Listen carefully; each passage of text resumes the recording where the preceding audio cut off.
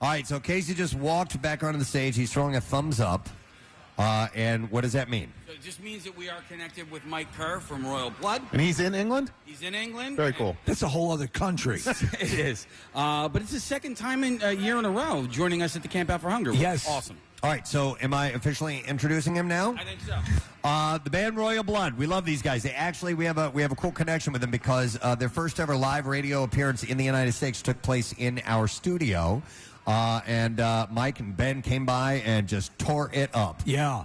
We had a stripper with a snake in there at the time. I remember when they were in the studio. became the best of friends. I'll never forget it. So can I introduce him? Yeah. I believe, ladies and gentlemen, we have Mike Kerr from Royal Blood. Hey! My friends, how are you? I will be amazed if I hear his voice in a moment.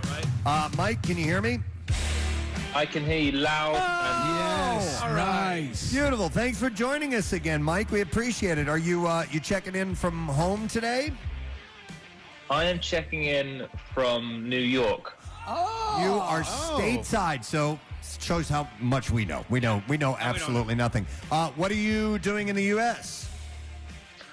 I'm enjoying it. I love it here. So strictly just personal, nothing business? I'm living the American dream, guys. We suspected as much. We just didn't want to presume that. You seem like you were savoring all that is American. But you're not recording, or this is actually just you're on holiday, or what is the reason for being here? My girlfriend lives here, but I've brought the bass with me. I'm working on some new tunes. It's going really well. Wow, good for you, man. That's cool. When you're working on music, do you men coordinate, or do you kind of just put your ideas together and then eventually meet up and work on it then, or do you piece these things together as they go along? We stay in full communication the whole way through the process. So yeah, we're at the early stages at the minute of just throwing things back and forth and keeping it simple. Lots of voice notes and late night voice notes and acoustic guitars. And is he in England? He is in England. You know what? I have to mention that he was in a very cool documentary. I don't know if you had a chance to see it, called "Count Me In," about drummers. How good was that? Yeah, it was great. I love that he was featured because he is very. The way he plays is very defined. Like he is very intent. He adds exact. He's a very musical drummer. He doesn't try to overdo things. He picks the right moments and puts in some flash when it's appropriate.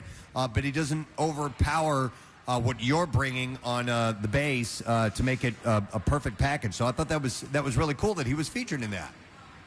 Yeah, well, they say you're only as good as the drummer, which is why I'm here talking to you today.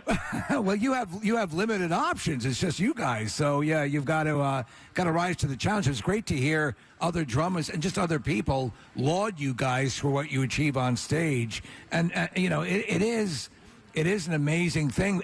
After the initial sort of wow, those guys are creating that sound. Now that that's passed, do you feel that it's now just the music for the music, and it's less the sort of, hey, this is something different? I think from the very beginning of the band, the novelty of there only being two of us, that was almost lost on us immediately. Right. And we almost forgot that was a kind of an attraction. We were just so focused on the songwriting and making sure we were walking out on stage with songs that were good enough. But I think by the time we did come out, we were like, oh, people are really fascinated by this two-piece thing. Yeah. Whereas I think our mind is always focused on the song. We love a good pop song ultimately, that remains our focus really, and our goal is to write great songs. Mike, when you're working on the songs, or let me ask more specifically, when the songs that you're working on now, you try to find themes that thread them together, or is it just each one is its own individual piece of art? I am, in my limited experience, I find that the themes really tend to present themselves. I think particularly making this last record that we just have, it wasn't really until halfway through the process where I realized what I was saying, what I was writing about. And that's always a great moment in making a record, because because it gives you some limitations and it gives you some direction. I always feel like the beginning stage is it's like fishing in the dark. You know, you don't really know what you're going for. Huh. You just have to be open to whatever it is that's going to come your way. Go I ahead. guess everybody's got their own Right. their own system on how they do it, and yours appears to be more organic. It just starts to come out of you, and then later on you interpret what you've done. Exactly. Yeah. Huh. I want to ask you, this person did bring up the documentary. Yeah, count me in. Do we love rock documentaries? We love, like, the Eagles documentary. Now Peter Jackson has the new Beatles documentary coming out. You know, we're all very excited for it. Do you, as a musician, get into that? Is that something that you're fascinated by as well? Yeah, I mean, we're just fascinated by the rock and roll story and the history of where the music we play comes from. And, you know, we've been so lucky from very early on of our career being able to play with legendary bands, you know, who are part of this small world that is now rock and roll.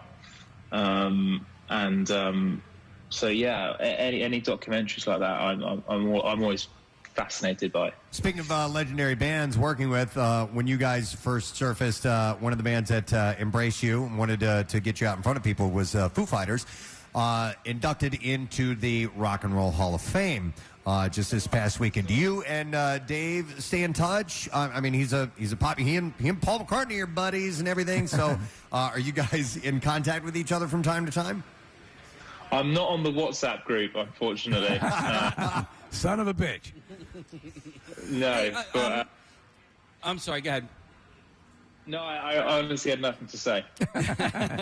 I wanted to ask, because we have to wrap up in a second, but when we talked to you last year, you were doing stuff with Wim Hof, and I wanted to know if you were still doing that cold water stuff. Oh yeah. You know what? I've been wondering. I'm such a tourist in New York. Yeah. I was saying to my friends the other day, I was like, so can I just jump in the Hudson? And everyone was like, no. Don't do that. So inviting and so fresh, everyone was like, please don't do that. So find a safe location. So if anyone knows where you can go cold water swimming in New York. Yeah, I think your safest location would be going back to England and doing that. Now, you might find a quarry. Upstate New York. You can find, like, Dutch Springs Quarry or something Oh, yeah, like yeah. that. Right, We got yeah. some cold water you can come down and hit with us here. Listen, unfortunately, we do have to wrap, but Mike, we appreciate it. You really have supported this event, the Camp Out for Hunger, feeding the hungry here in our region. And we love our connection with you and Ben, and are looking forward to, if you could give us any idea of this new music you're working out. Do you have a projected time frame when we might be hearing new music from Royal Blood? I have no idea what I'm doing.